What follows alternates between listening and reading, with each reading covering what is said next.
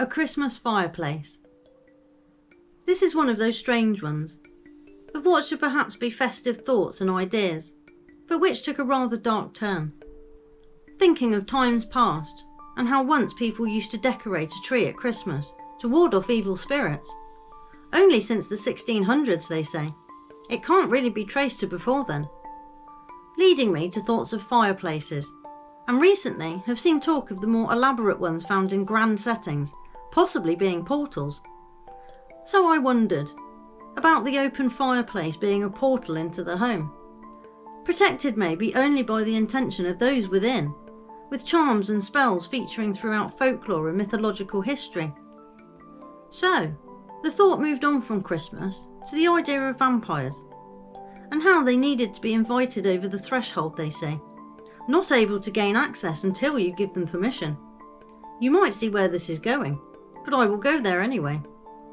What if, in the past, with people understanding more about evil and entities, could guard themselves against these things and not be affected or infiltrated as much? But then time drifts on and people forget if they do not see, and a new time moves in, of commercialism and consumerism, surely an opportunity to resurrect something that once was, where you can take the blood red and turn it into clothing, and surround it with a story of something that will come into your house while you sleep, but only if you put out the decorations, and milk and cookies, inviting it through the portal. And even one step further, with the ritual of presents and writing a letter to Santa, signifying an exchange, and a contract for that exchange, selling your soul for presents.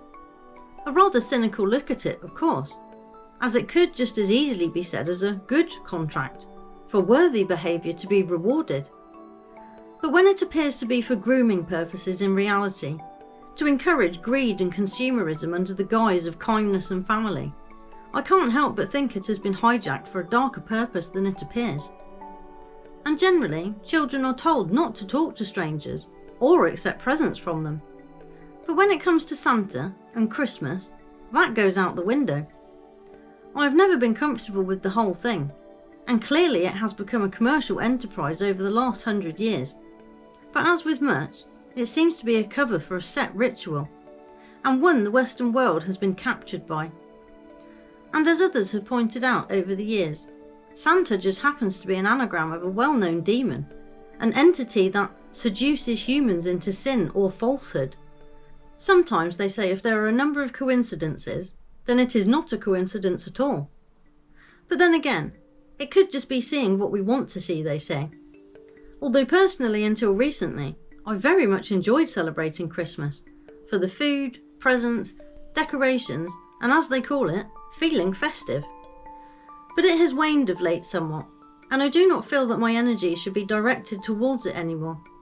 Maybe that's just a normal thing, growing out of the set routine that you can see is set for businesses making money and controlling people's time, not about creating a genuine feeling. If there ever was such a thing for that time of year, we shall never know. But for what it has become, I think I am happy to leave it behind.